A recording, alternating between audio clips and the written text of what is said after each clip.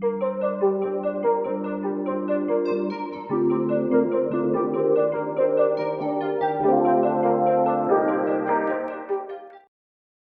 Paz de Cristo, vamos a continuar con esta serie y ahora vamos a ver justamente lo que son los sacramentos, prerrogativas y requerimientos.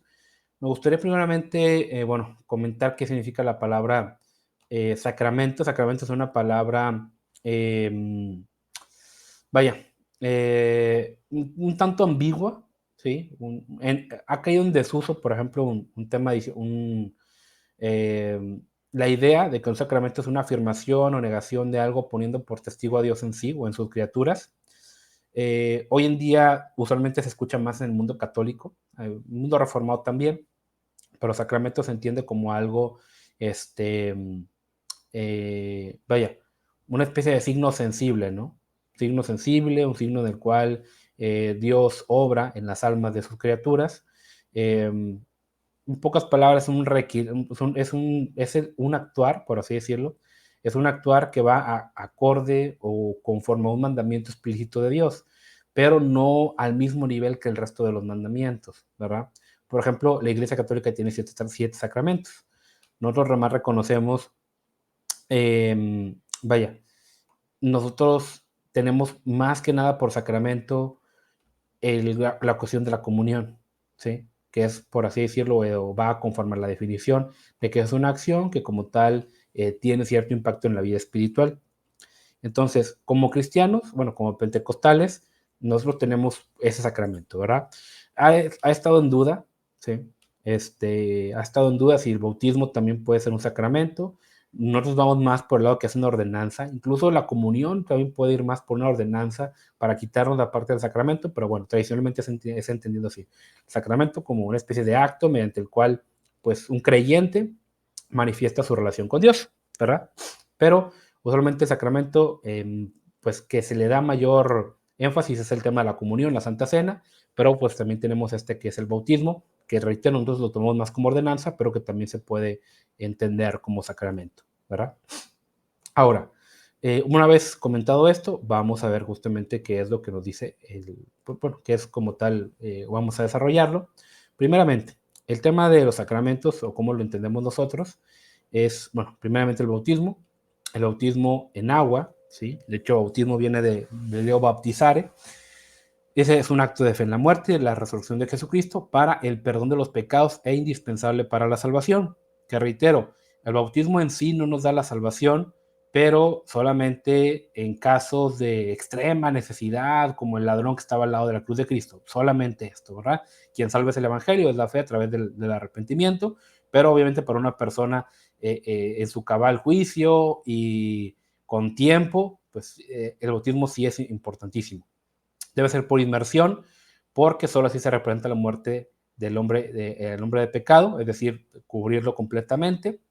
Obviamente nosotros tenemos la diferencia del bautismo, el famoso bautismo de toalla, o el bautismo para la persona que está falleciendo, es decir, como les decía, hoy una persona en su lecho de muerte ha decidido aceptar a Cristo, pero no puede bautizarse, está en un hospital, ya está para morir. Bueno, pues puede ser el famoso bautismo de toalla, el bautismo para los enfermos, ¿no? Que eso tiene practicándose durante muchos años. De hecho, desde la iglesia primitiva se hace así. Una persona que está por morir, pues como tal, y quiere ser bautizada, bueno, se lo bautiza de esa manera. Pero decían, bueno, pero si sobrevives a la muerte, bautízate bien. O sea, era lo que se hacía antiguamente.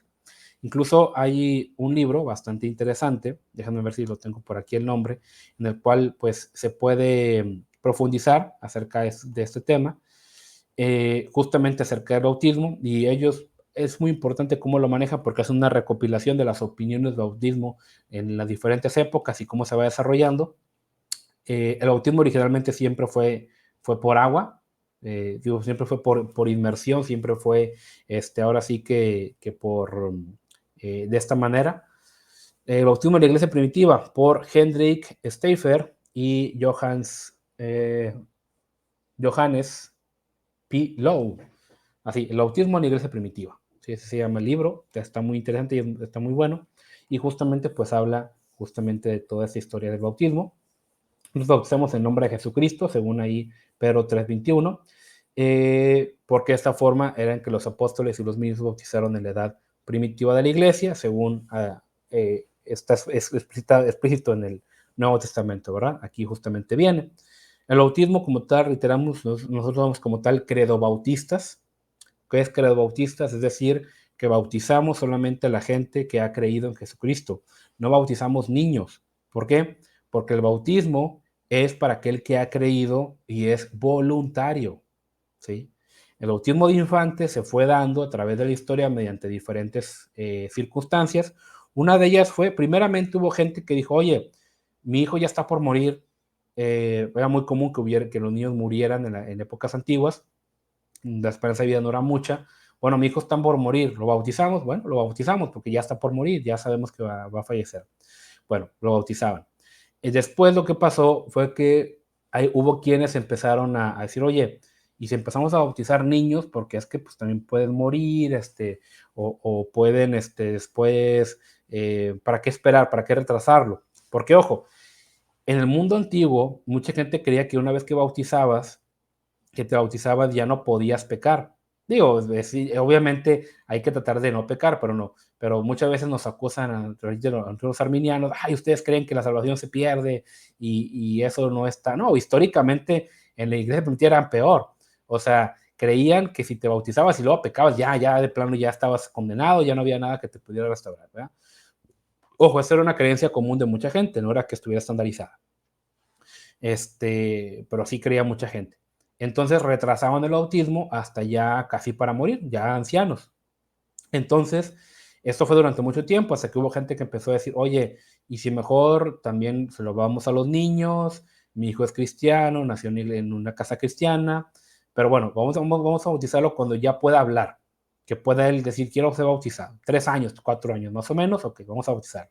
Y hubo estas opiniones distantes, ojo, fueron opiniones, no es de que todas las iglesias lo hicieron siempre, sino que ciertas partes en el norte de África, ciertos lugares, empezaron a decir, no, pues el bautismo también hay que hacerlo, ahora sí que pues para los niños, para que puedan ellos también ser salvos, cuando ellos ya puedan recitar, creo en Jesucristo, creo en el Padre, creo en el Espíritu Santo, creo en esto, cuando ya pueden hablar, tengan cierta conciencia y hay que bautizarlo.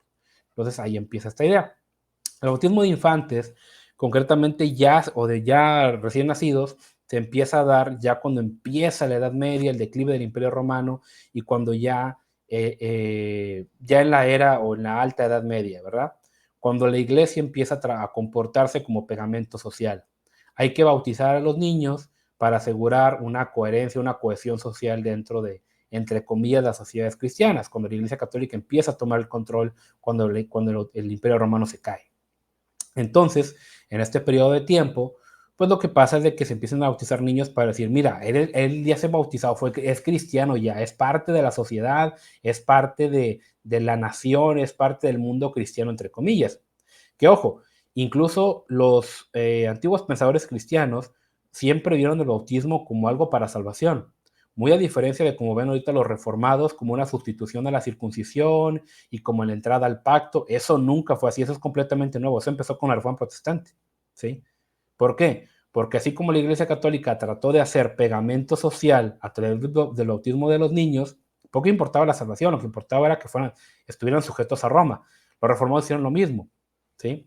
Ahora lo importante es de que el niño esté sujeto a la confesión reformada, que somos nosotros, y que esté en el pacto, y crear un pegamento social, ¿verdad? Y a partir de ellos empiezan a hacer teología y empiezan a cazar esta idea de que el bautismo es la sustitución de la circuncisión, dándole un carácter nacionalista, un carácter identitario, para hacer pegamento social, ¿verdad? Pero esto no es bíblico, esto no está en la Biblia. El bautismo siempre fue para perdón de pecados, para salvación, ¿verdad? No fue para hacer pegamento social ni para ninguna otra cosa. Entonces, nosotros somos credobautistas en el nombre de Jesucristo y no bautizamos niños por esto, porque un niño no es consciente, no creemos que un niño hay que bautizarlo para ya amarrarlo a la denominación, no. Eso tampoco lo creemos nosotros, ¿verdad? Bueno, aquí vienen citas bíblicas para que profundicen. Comunión. Creemos en la práctica literal de la cena del Señor que él mismo instituyó. Ahí en Mateo 26, 26 al 29, Marcos 14, 22 al 25, Lucas 22, 15, 20-21 y Corintios 11 del 22 al 31. Esa es una ordenanza. Esta ordenanza se debe usar pan sin levadura, que representa el cuerpo sin pecado del Señor Jesucristo, y vino sin fermentar, que es lo que les decía. Comunión puede ser un sacramento, pero realmente es una ordenanza. O sea, realmente sacramento es un término místico que creo yo que tenemos que tener cuidado, ¿no? Y vino sin fermentar, que representa la sangre de Cristo que consumó en nuestra redención. La comunión es como tal, reitero, usualmente lo hacemos en Semana Santa, que se da el pan, se da el jugo de uva, en representación del vino, y justamente creemos que esta ordenanza es para conmemorar justamente la muerte, ¿verdad? El sacrificio de Jesucristo.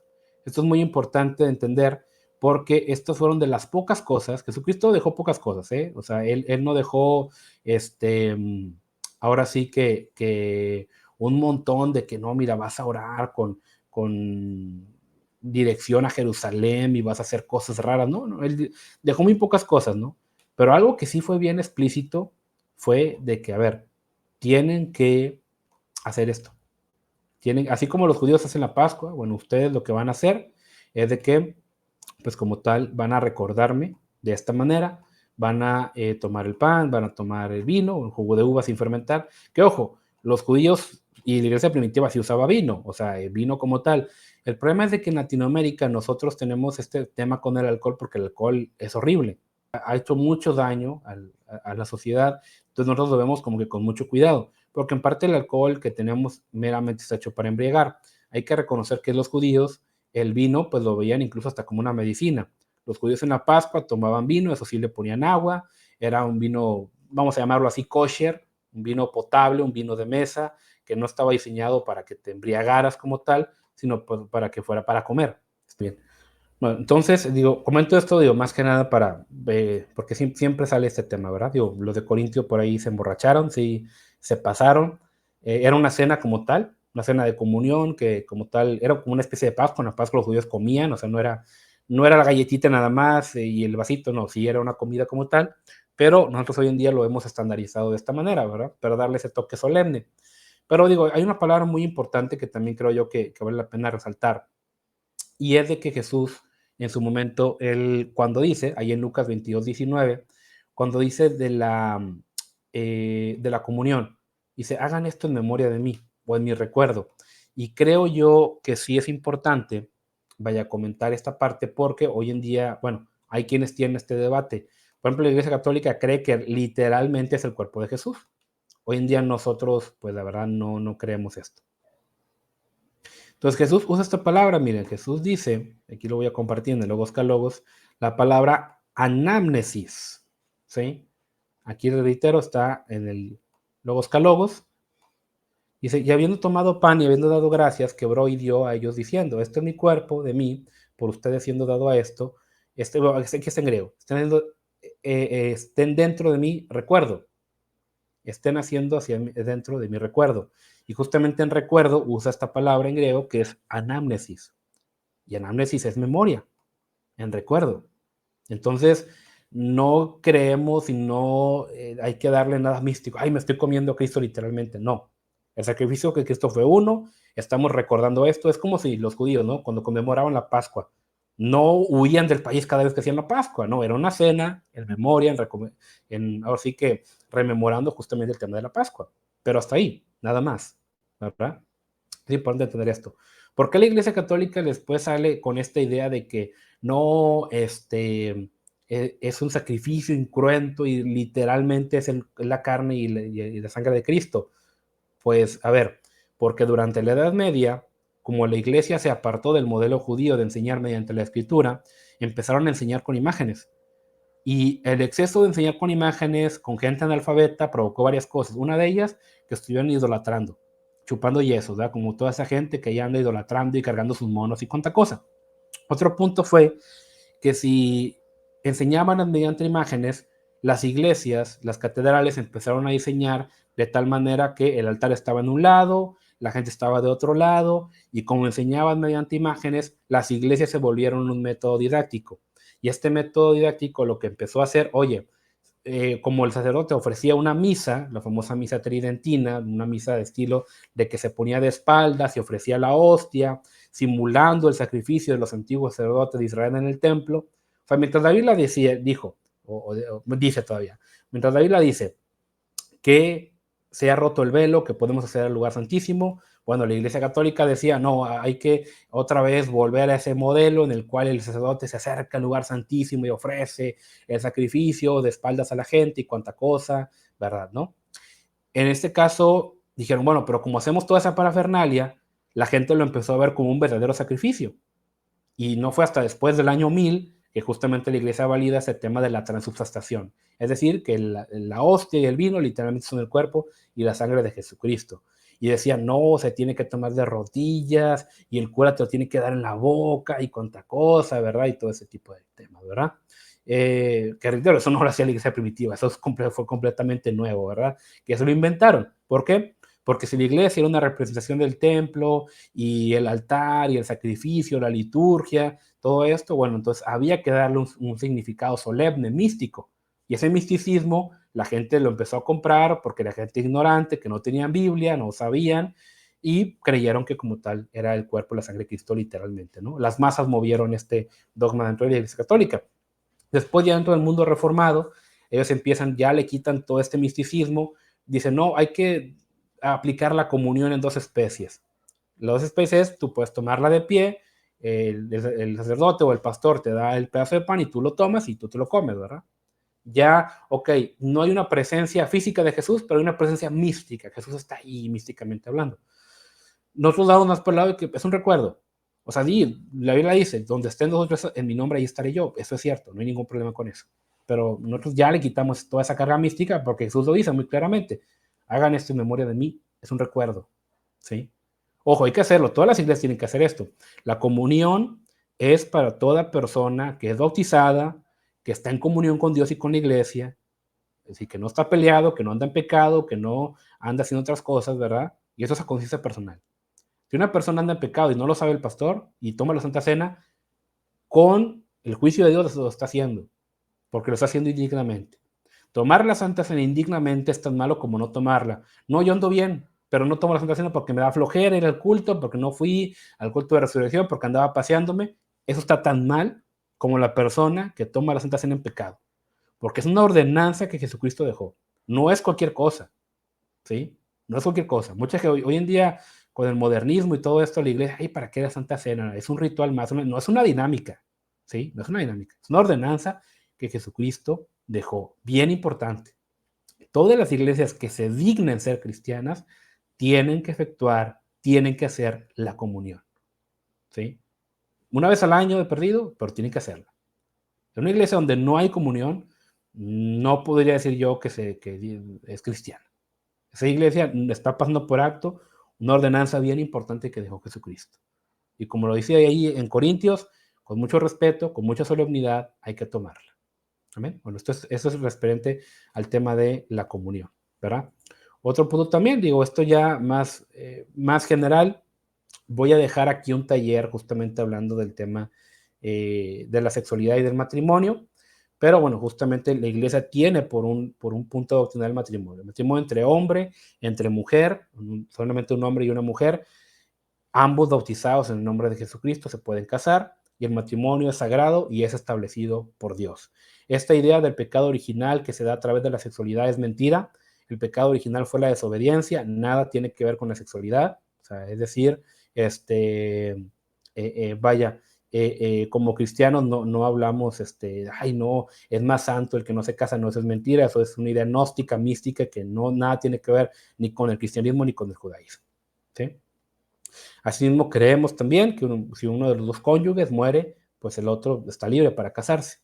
El divorcio, y obviamente puede haber divorcio en la iglesia, pero no es deseable. El divorcio debe ser la última consecuencia que un cristiano tenga que efectuar, ¿verdad? Porque dice la Biblia, lo que Dios unió, no lo separe el hombre. Muy importante esto. Y también es muy importante entender que como cristianos tenemos que hacerle frente a toda esta ideología de género que pretenden imponernos esta famosa agenda homosexual. Un cristiano debe, como lo vimos en el paso de la iglesia y el Estado, debe obedecer al Estado en la medida que el Estado no se meta con la fe. ¿Sí? Hasta ahí. Sanidad divina, creemos en la continuidad de los dones, como lo vimos en el tema del Espíritu Santo. Esto se complementa con el Espíritu Santo que ya vimos. ¿Sí? Creemos que Cristo llevó en sí el resultado, el sacrificio llevó como tal nuestras enfermedades, dolencias, como dice en Isaías 53:4, y que la sanidad se da por fe, se invoca el nombre de Jesucristo, creemos que Dios sigue obrando milagrosamente, que hay que ungir con aceite, como dice también la palabra, y que como tal Dios se sigue moviendo, sigue obrando, y que es Dios quien hace la obra, no ninguna persona. Amén. Otro punto, la santidad, ¿sí? Un cristiano tiene que apartarse, tiene que abstenerse de practicar, ahora sí que toda clase de conductas o prácticas pecaminosas, todo aquello que ofenda a Dios, todo aquello que denigre nuestra salvación, ¿verdad? Ahora, también hay que evitar el extremismo y el ascetismo. Es decir, un cristiano es libre, como dice Pablo, somos libres, pero no voy a hacer lo que no me convenga. Durante mucho tiempo la iglesia afirmó de que es pecado ir al cine, ir al circo, ir a todos estos lugares. Hoy en día ya se está limpiando más esto, ¿sí? O ya está habiendo mayor apertura en ciertas áreas, porque, pues bueno, los cines ya están poniendo más vigilancia, los cines están poniendo más control. Mucha gente va al cine, y esto sigue siendo hasta la fecha, va al cine nada más a pecar. Entonces la iglesia, viendo esto, dijo, ¿sabes qué? Vamos a abstenernos de esto, porque no es sano. No es sano, no da buen testimonio. En los circos a veces se dicen maldiciones, hay albures, no vamos a ir a estos lugares, ¿sí? Obviamente un cristiano se abstiene también del alcohol, el alcohol acérrimo enemigo del pentecostalismo, el alcohol en nada nos sirve, nada aprovecha, solamente da mal testimonio, solamente sirve para alimentar el pecado. Nos hemos abstenido de todo esto, ¿verdad? Pero también evitamos el extremismo. Por ejemplo, no ver la tele es pecado, ¿sí? Ver la tele es pecado. Antes decían, ponerte desodorante es pecado, el perfume es pecado porque es vanidad, ¿sí? No, por santidad hablamos de ese deseo de estar en comunión con Dios, de buscar esa comunión con Dios y de vivir esa libertad cristiana sanamente. Por ejemplo, si yo sé que en una película va a haber demasiadas escenas de sexo, demasiadas escenas de malas palabras, pues no la voy a ver, ¿sí? No porque ay, no, es que si me ven que la veo, me voy al infierno, no, porque yo soy libre y como cristiano digo, esto ofende a Dios, no, no voy a estar viendo lo que ofende a Dios, ¿verdad? Si yo sé que mis compañeros de trabajo van a ir después de aquí a un lugar a cenar y me invitan y yo sé que, ok, bueno, voy a cenar, pero si yo sé que se van a emborrachar y va a ser un ambiente pues de malas palabras, de groserías, de alcohol, ¿me conviene ese ambiente? Pues obviamente que no, ¿verdad? Digo, esto ya lo sabemos, ya son bautizados todos, ¿verdad? Entonces la santidad es ese deseo de buscar de Dios, ese deseo, ese anhelo de estar en comunión con Dios. Pero tampoco el extremismo, ay no, casarse es pecado, espérate, es pecado, las redes sociales son del diablo, ¿no? O sea, como diría por ahí Aristóteles, el equilibrio, la virtud entendida por el equilibrio, ¿sí? Ni el exceso ni el defecto. Hoy en día mucha gente se vuelve adicta a las redes sociales y cuanta cosa. Bueno, eso también puede ser un problema para la santidad. Pero la santidad no es abstenerse de las redes sociales, sino usarlas con sabiduría, ¿sí? Entonces, por santidad, vaya, entendemos como tal este deseo, este compromiso, que, ojo, la santidad es un compromiso con Dios. Mucha gente se guarda de no andar en pecado, no porque le tenga temor a Dios, sino porque, ay, no, que no me vean. No, yo no voy a andar haciendo cosas malas no porque tenga miedo que me vean, sino porque yo no quiero ofender a Dios. Cristo murió por mí. ¿Y murió por qué? Por el pecado. Si yo realmente le amo, me voy a apartar del pecado. Sí, así es sencillo. Si yo amo a Dios, me voy a apartar del pecado. No porque, ay, no me van a ver, porque, ay, no, me voy al infierno. No, por amor. Servimos a Dios no buscando una recompensa, meramente, sino meramente por amor. ¿Sí? Pecado de muerte. Ya hablamos de esto, el pecado de muerte. Creemos a luz de la palabra de Dios que hay pecado de muerte. Y si este es cometido en los términos que expresa la misma Biblia, se pierde la salvación. Ya lo hemos hablado, pero ya nada más nada más rememorando. Un verdadero creyente puede dejar de serlo y es ahí donde surge el problema. Sin fe no hay salvación. Se pierde la fe, se pierde la salvación. La abandonamos. La palabra nos confronta con esta dura verdad. Mirad, hermanos, que no haya ninguno de vosotros corazón malo de incredulidad para apartarse del Dios vivo. ¿Sí? Si alguno hubiera pecado, abogado tenemos. Si pecamos, sí, tenemos un abogado que es Cristo. ¿Sí? Y el justo, y Él es la propiciación por nuestros pecados y no solamente por los nuestros, sino también por los de todo el mundo. Amén. La salvación se halla al alcance de todas las personas, la salvación es recibida, es un conflicto, estamos peleando con la carne. La salvación del creyente se puede perder o abandonar, pero su alejamiento es voluntario. Amén. Y bueno, hasta aquí llegamos a este punto, aquí están todas las citas, profundicen en esto, no quise hacerlo más pesado, más tedioso. Bueno, hermanos, mi deseo es de que Dios los bendiga y nos veremos en una próxima emisión.